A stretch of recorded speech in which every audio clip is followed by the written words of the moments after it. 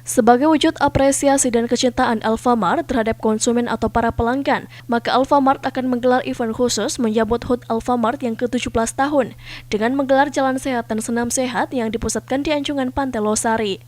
Di usianya yang ke-17 tahun merupakan usia yang cemerlang. Untuk itu, Alfamart telah merencanakan event bagi para konsumen pada 25 September mendatang. Hal ini ditandai dengan penandatangan MOU atau kerjasama pihak Alfamart dengan PT Surya Makassar Production sebagai pihak yang dipercayakan untuk menggelar event 17 tahun Alfamart.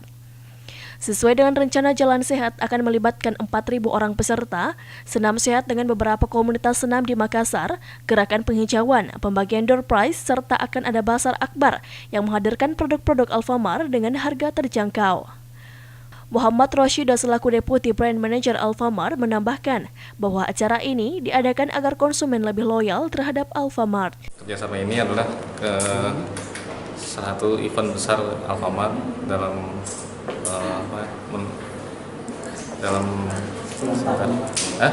ulang tahun Alfamart yang ke-17. Jadi kita berikan event yang bisa membuat konsumen kita menjadi lebih loyal. Bentuk kerjasama kita juga dengan mungkin beberapa prinsip dan yang memang saat ini selama ini kita bekerja sama seperti itu. HUT ke-17 tahun Alfamart akan dikemas dengan apik.